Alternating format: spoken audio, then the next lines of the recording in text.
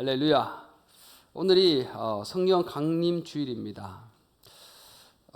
성경에 보면은 여러 가지 절기가 있고 또 여러 가지 그런 사건들이 있습니다.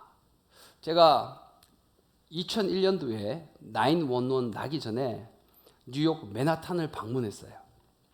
와, 이 어마어마하게 큰 빌딩을 보고 어떻게 사진에 담을 수 있을까 싶어서 그냥 서서는 안 되는 거예요. 신문지를 깔아놓고 사람을 딱 세우고 누워서 이렇게 사진을 찍었었어요. 그때 디지털 카메라가 한참 유행하던 때거든요. 그렇게 찍었어요. 그리고 7월 4일 4th of July라는 거예요. 저는 그때 가서 처음 알았죠. 1776년에 미국이 드디어 독립을 선언합니다. 필라델피아에서. 그래서 미국은 7월 4일을 독립기념일을 아주 크게 이렇게 행사를 치릅니다. 맨하탄이 있고 여기 허드슨 강이 있는데 허드슨 강 위에 막 파이어웍스를 하는 불꽃놀이. 제 생전에 그렇게 불꽃놀이를 어마어마한 규모로 하는 걸 처음 봤습니다. 와, 입이 벌어지고요. 그 사람들 인파가 얼마나 많던지 깜짝 놀랐어요. 그때 저는 저 지방에서 대학교를 다니고 지방에서 살고 있는 와중에 그렇게 사람들이 많이 모인 곳에 제가 가본 적이 없습니다. 여러모로 충격을 받았지만 그때 4th of July 때 와, 이 불꽃놀이의 그 규모와 이 인파를 보고 정말 놀랐던 기억이 생생합니다.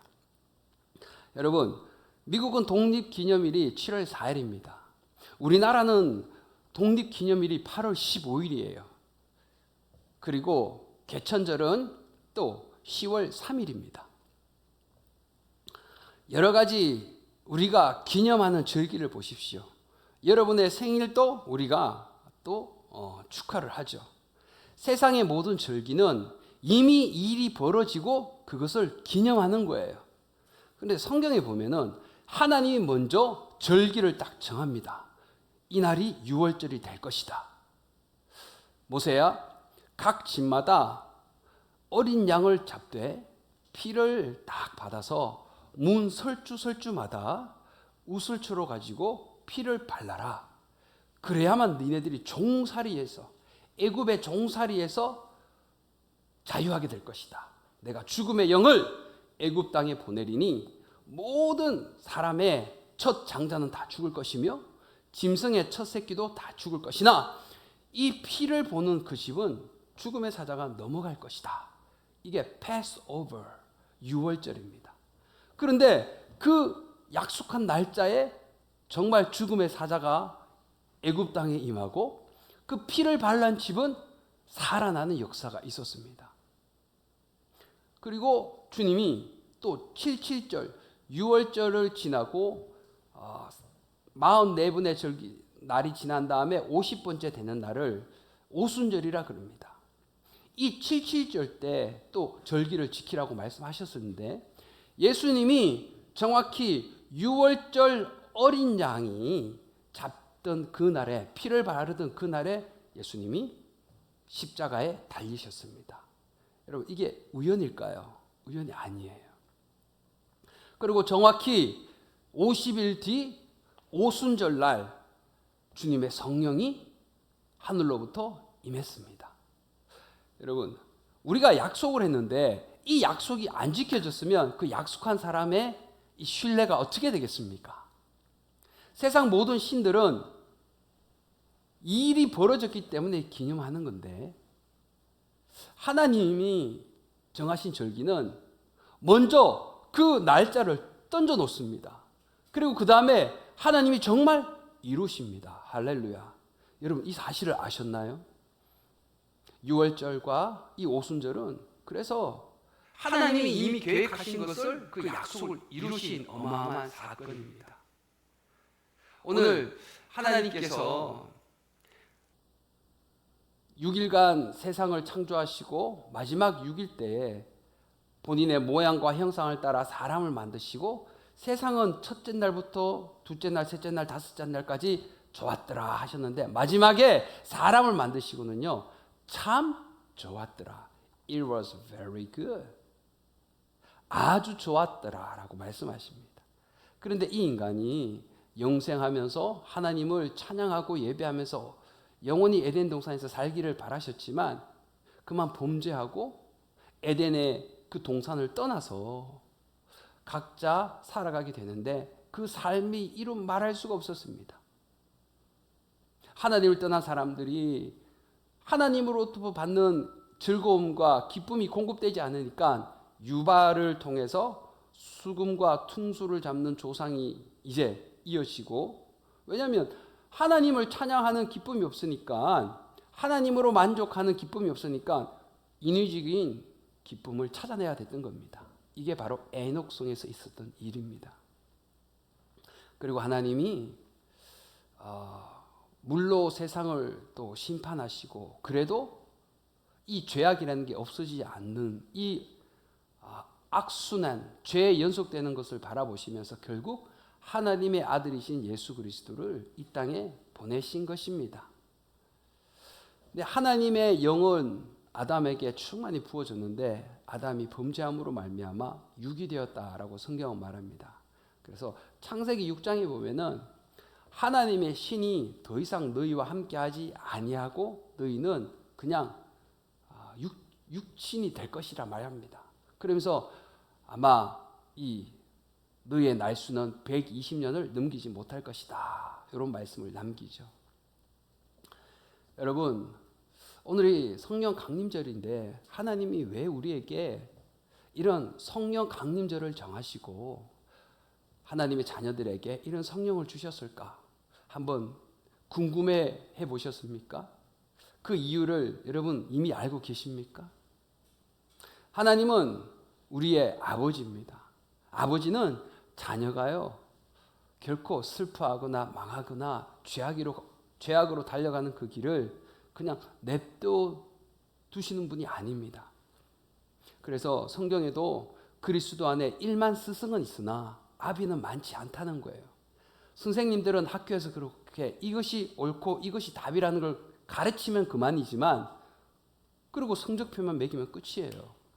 그러나 아비는 그렇지 않습니다. 이 자녀가 훈련받은 데도 살아가나 옳은 길로 가나 그렇지 못하나 노심초사하면서 기도하며 자녀들의 안위를 살피는 것이 아버지거든요. 하나님 아버지가 그런 마음을 가지고 여러분과 우리를 바라보고 계심을 믿으시기 바랍니다. 우리의 힘으로는 하나님이 이 땅을 밟고 이 세상을 살아가는 데 있어서 하나님이 예비하신 축복을 또 은혜를 받아 누릴 방법이 없어요. 힘이 없습니다. 그래서 하나님은 너희에게 내가 약속한 그 성령을 보내줄게. 그래서 그 성령 강림절이 바로 오늘인 것입니다. 오늘 본문의 말씀을 보면은 하나님이 에스겔을 불러서 마른 뼈가 골짜기에 가득한 것을 보여주십니다. 그리고 그 뼈를 보고는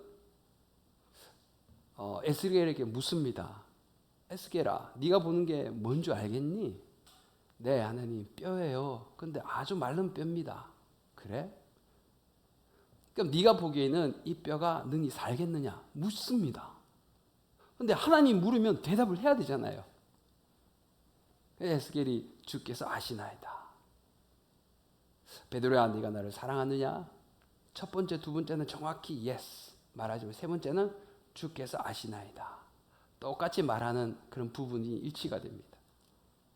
그리고 하나님이 에스겔에게 너가 뼈에게 대언하라. proclaiming, 선포하라. 하나님의 주신 말씀을 네가 선포하라. 그래서 에스겔은 하나님의 말씀대로 선포하고 뼈가 살아나고 살이 입히고 그래서 다시 사람의 모습이 회복되는 것을 보여주십니다. 사랑하는 여러분, 하나님이 여러분들에게 찾아와서 물을 때가 있을 겁니다. 너는 나를 사랑하느냐? 그리고 우리가 하나님께 사랑을 고백하면서 이 죽을 수밖에 없는 죄인을 위하여 자기 아들이라도 아끼지 아니하시고 내어주시니가 어찌 그 아들과 함께 모든 것을 은사로 주지 아니하시겠느냐. 이 말씀이 믿어지고 우리가 아직 죄인 되었을 때 하나님께서 그리스도를 십자가에 못 박으심으로 말미암아 우리에 대한 자기의 사랑을 확정하셨다. 이 말도 이제 믿어지는 거예요. 내가 영원히 구원을 얻고 하나님의 자녀가 됐고, 이것이 은혜라. 값없이 받은 것이 바로 이런 은혜구나라는 걸 깨달은 다음에, 여러분, 우리의 시야가 이제는 안으로 향했다가 이제는 밖으로 향하게 됩니다. 성령이 임하시면 하나님은 먼저 나를 보게 하세요. 여러분 자신을 보게 하십니다. 나는 누구인가? 내가 얼마나 더럽고 추악한 죄인인가? 이런 나를 구원하신 하나님의 은혜는 가히 놀랍고 세상 어떤 것으로도 비교할 수가 없도다. 내 잔이 하나님 그래서 차고 넘치나이다. 내가 사망의 엄침한 골짜기를 지날 때도 두려워하지 않습니다. 왜냐하면 하나님이 나를 지키시니까. 이게 믿겨지는 거예요. 그리고 우리의 시야는 외부로 향하게 됩니다. 여러분 묻습니다. 여러분 불신자 가정에서 여러분 신앙생활 하시는 분 계십니까? 열심히 전도해야 되는데 그 전도 대상자가 너무나 생고구마 같습니까? 전혀 찔러도 들어가지 않은 것 같습니까? 저 사람이 과연 복음을 받아들일까? 여러분 우리가 그런 의문을 가지고 있습니까? 주님이 에스겔처럼 여러분에게 묻습니다. 인자야, 이 뼈가 능히 살겠느냐? 여러분이 전도하고자 하고 여러분이 예수님을 소개하고자 하시는 그분이 마른 뼈처럼 정말 하나님의 말씀하고는 너무나 상관없는데 여러분 기도하고 계시죠? 주님 물으세요. 인자야, 아무개야, 살겠느냐? 정말 살겠느냐? 여러분 우리가 대답을 해야만 됩니다. 우리가 그 하나님의 물음 앞에 대답을 내놓아야 됩니다. 저는 미국에 있었는데 부모님은 한국에 계시고 모든 친지는 한국에 계셨어요. 근데 제가 예수님을 믿고 이제 가정의 구원을 위해서 열심히 기도하지 않습니까? 하나님이 천국과 지옥을 보여주시고 지옥불에 저희 가장 내가 사랑하고 내가 좋아하는 우리 부모님이 앉아 계신 거 보고 제가 얼마나 가슴이 찢어지는지 모릅니다. 그리고 이제 가정을 위해서 기도를 하고 구원을 위해서 기도하고 있는데 또 하나님이 보여주신 게 뭐냐면 하늘에서는 태양빛이 우리 시골집을 비추고 있습니다. 이렇게 아주 빛이 찬란해요. 그런데 집 위에 시커먼 먹구름이 이렇게 두껍게 껴 있는 거예요. 빛은 비추는데 빛은 집까지 내려가지 않습니다. 먹구름 때문에 통과하지 않는 거예요. 그런데 1년을 기도하고 2년을 기도하고 5년을 기도하고 10년을 기도하다 보니까 하나님의 은혜로 이 두꺼운 먹구름이 점점 얇아지는 거예요. 근데 기도하면 이게 얇아지는 거예요. 할렐루야. 이게 얇아지면서 빛이 우리 그 집을 쫙 비추는 것을 보여주셨습니다. 20년 만에 그래서 부모님이 예수님을 영접하는 은혜가 있었습니다. 저에게는 이런 것들이 바로 마른 뼈였어요. 여러분에게는 어떤 것이 마른 뼈였습니까? 여러분의 자신이 마른 뼈입니까? 하나님, 나는 이런 고범죄가 있고 저는 이런 부족함이 있는데 너무 쓰고 싶어요. 그런데 이게 안 돼요. 너무나 왜 저는 자꾸 실패를 맛볼까요? 좌절과 낙담을 맛볼까요? 이런 생각을 하십니까? 그게 마른 뼈일 수가 있죠. 근데 주님은 묻습니다. 그리고 주님의 음성이 들립니다. 아무개야, 사람으로서는 할 수 없으되 하나님으로서는 능치 못함이 없느니라. 아멘. 이 말씀이 여러분 것이 되기를 예수 이름으로 축복합니다. 사람으로서는 안 되지만 하나님으로서는 된다. 에스겔이 바라봤을 때 이 골짜기에 마른 뼈가 가득합니다. 그런데 하나님이 대언하래요. 과연 자기 생각에는 아무리 하나님이라도 이 바짝 마른 뼈가 살아날 수 있을까? 그런 생각을 하는 순간 순종은 어려워집니다. 여러분, 사람들이 믿음이 있어야, 저부터 시작해서 믿음이 있어야 순종한다고 생각하는데 그거 정확히 잘못된 접근이에요. 믿음이 있으면 순종하는 것이 아니라 믿음이 없더라도 하나님의 말씀 앞에 순종하다 보면은 믿음이 들어오게 되는 줄 믿습니다. 이것이 바로 우리의 인본주의적인 가치관이라 할 수 있어요. 내 입장에서, 내 상황에서 하나님의 말씀을 바라보는 것이 아니라 하나님의 말씀 앞에는 어떤 것도 가려져서는 안 되는 거예요.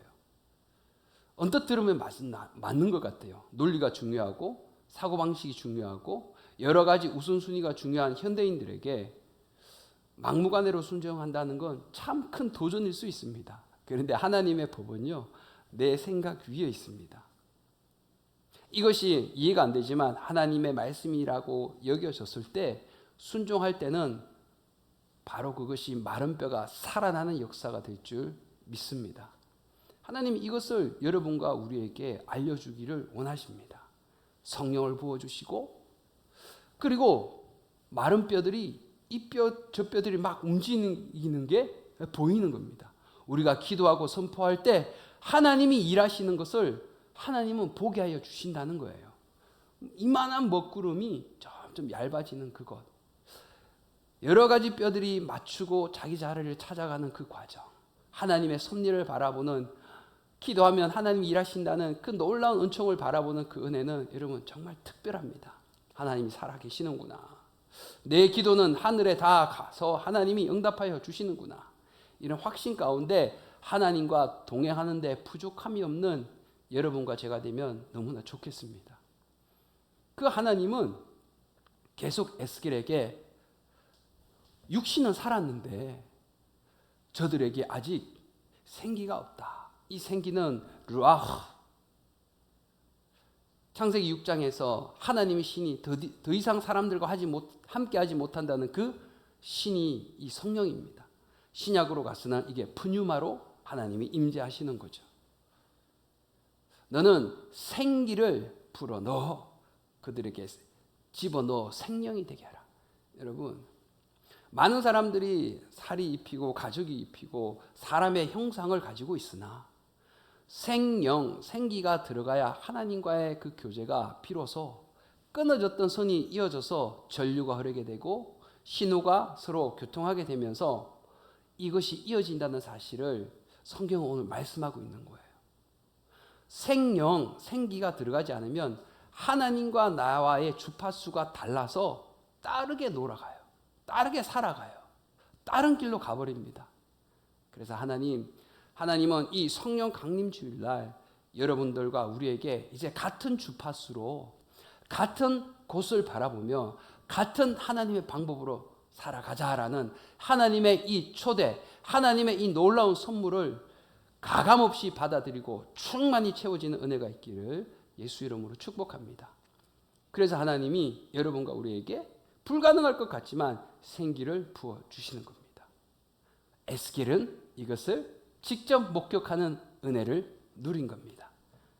에스겔만 그런 게 아니에요. 믿음을 갖고 순종하고 인자야 이 뼈가 능히 살겠느냐? 이 물음 앞에 여러분 우리는 헷갈리지 말고 주저하지 말아야 됩니다. 주께서 하시면 능치 못함이 없을 줄 믿습니다. 예수님은 찾아오셔서 많은 일들 가운데 뭐라 하신 줄 아십니까? 내 믿음대로 될지어다. 아멘. 이것이 얼마나 중요한지 모릅니다. 남양 땅에 아무런 연고가 없이 하나님이 우리 가족을 이곳 화성시 남양으로 보내셨습니다. 함께 개척을 시작하는 멤버는 없습니다. 그런데 하나님이 주권적인 은혜로 감동을 주시고 길을 인도하여 주셨습니다. 반입니다. 왼쪽을 선택할지 오른쪽을 선택할지는 항상 여러분의 몫이고 저의 몫입니다. 안 되면 어떡하지? 큰일 났다. 너무 불안하다. 반대편은 하나님이 지금까지 인도하셨으니까 나를 인도하신 하나님이 앞으로도 그 약속대로 이끌어 주심을 나는 믿습니다. 주여 일하여 주심을 믿습니다. 내가 주님의 뜻을 이루겠나이다. 여러분, 우리가 어느 곳을 잡으며 살아갈까요? 이것은 마른 뼈가 살아날 것이다, 안 날 것이다. 여러분의 삶 가운데 실질적으로 눈에 보이는 그런 눈앞의 일들보다 더 궁극적인 일들을 주님은 말씀하시고자 하시는 거예요. 불가능의 문제를 너는 나를 힘입어 이루어 간다는 사실을 믿느냐라고 주님 물으세요. 저에게도 그게 중요한 질문이었죠. 사람으로는 할 수 없으되 하나님이 하시면 능치 못함이 없음을 믿습니다. 아멘. 그 믿음대로 여러분이 선포하는 대로 하나님이 이끌어 가실 줄 믿습니다. 그래서 하나님이 우리에게 성령을 주시고 모든 것들을 딱 출발선에서 이제 시작하게 해서 구원의 출발을 시작하여 주셨어요. 이제는 이것을 어떻게 가꾸며 이것을 어떻게 하나님 앞에 영광스럽게 올려드릴 것인가에 대해서 우리는 고민해야 되는 거예요.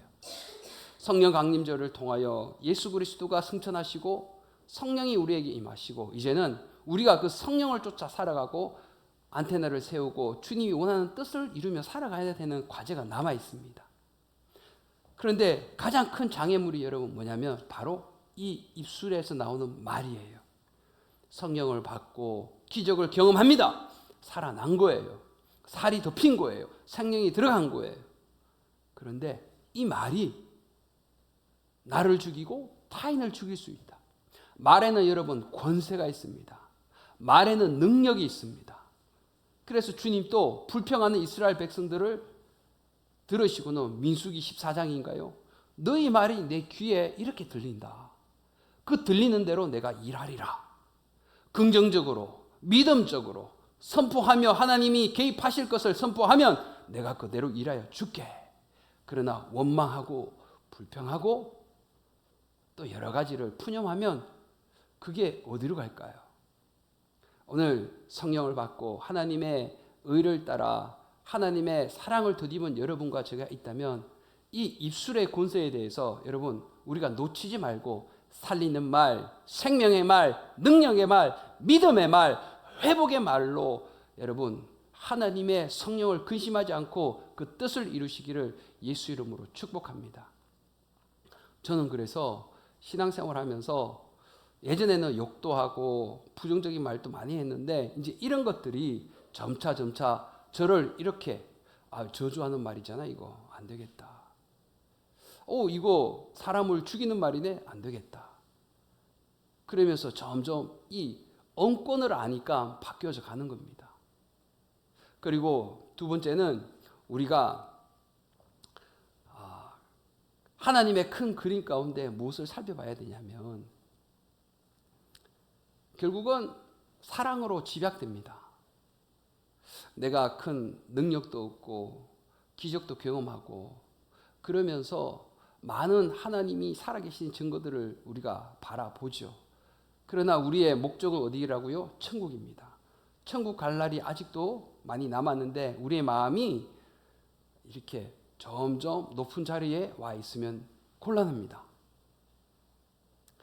나는 이렇게 기도하고 나는 이렇게 말씀을 많이 하니까 나는 이렇게 하나님께 헌신하니까 그러지 못한 사람을 정죄하고 그런 사람들을 판단하고 이런 모습들이 의외로 교회 내에 있는 것을 보게 됩니다.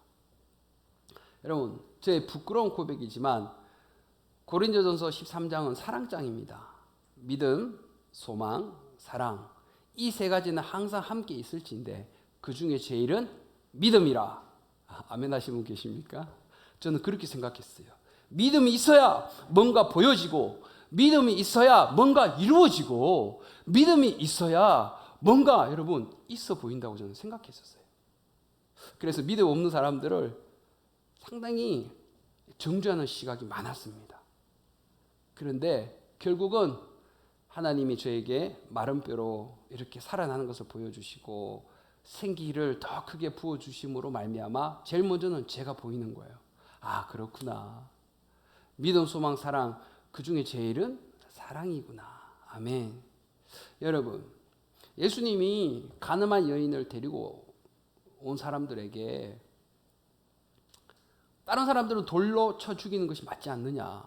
금방이라도 쳐 죽일 그런 기세입니다. 그런데 주님은 가만히 땅에다가 뭔가를 쓰세요. 왜 쓰셨을까? 말씀으로 해도 되지 않았을까? 저는 묵상해 보았습니다. 근데 말은 여러분, 다른 사람을 이렇게 2명, 3명을 그치다 보면 말이 이렇게 바뀌게 되어 있어요. 그 유명한 일화, 포수가 총을 쐈는데 참새가 10마리 앉았습니다. 총알, 총알, 총알 이래서 다 피했는데 마지막 9번째가 콩알 이래서 10번째 참새가 아 하고 받아먹었더니 총알을 맞아버렸죠. 말이 그러는 거예요. 죄 없는 자는 돌로 치라. 이것이 땅에 써져 있는데 죄 있는 사람은 돌로 치래. 나중에 이렇게 말로 했다면 여러분 그렇게 될 수도 있는 거예요. 그게 사람의 말입니다. 그래서 주님은 그 긴박한 상황에 구태여 하나하나 글자를 땅에 쓰신 것입니다. 율법보다 더 중요한 게 뭐죠? 사랑입니다. 요즘 이렇게 보면 이것이 정의요, 이것이 법이요 라고 많은 사람들이 외치지만 여러분 사실 사랑이 없는 이 정의는 무서운 무기가 될 수 있는 거예요. 아무리 옳더라도 그곳에 사랑이 없다면 여러분 몸에 힘을 빼시고 잠시 하는 일을 멈추는 은혜가 있기를 축복합니다. 하나님이 우리에게 생기를 넣어주시고 하나님의 큰 그림을 완성하시고자 하십니다. 물로 심판해도 안 되고요. 여러 가지 재물을 내 죄 대신 재물을 죽여봐도 피를 뽑아봐도 안 되고요. 결국은 하나님의 아들을 보내셔서 그 아들의 피를 가지고 모든 제사를 종료하셨습니다. 그리고 하늘로 올라가시고 약속대로 오순절날 성령이 임하였습니다. 제가 볼 때는 창세기 또 이 에스겔 많은 하나님의 큰 그림이 완성된 날이 바로 오늘 성령 강림 주일이지 않을까 생각합니다. 하나님은 모든 것을 준비하였는데 이제 하루하루를 살아가며 성령의 말씀을 쫓아 살아가는 여러분과 제가 이 큰 그림 안에서 아름다운 부분이 되시기를 예수 이름으로 축복합니다. 함부로 말로 내가 이 복을 차지는 않을까? 저주의 말이, 저주의 모든 그런 안타까운 것들이 내 입술을 통해서 나오면 여러분 아니 됩니다. 사랑이 없이는 어떤 옳은 것들도 그것이 무기가 될 수 있다는 사실을 우리가 알고, 성령은 살리는 영입니다. 성령은 생명의 영입니다. 이 성령이 충만히 여러분과 저에게 부어져서 우리가 나아가는 모든 곳에서 정의의 이름으로가 아니라 예수 그리스도의 그 사랑으로 살려내고, 죽었습니까? 여러분이 살아났습니까? 여러분 주위에 가서 죽은 사람들을, 그 마른 뼈들을 살려내는 은혜의 역사가 있기를 예수 이름으로 축복합니다. 그러면 하늘에 여러분이 앞으로 가야 될 그 집이 점점 커져가고 하나님이 늘 기뻐 여러분과 우리의 영혼을 이끌어가 주시고 풍성한 기도의 응답으로 영혼을 살리는데 부족함이 없도록 하나님이 은혜 부어주실 줄 믿습니다.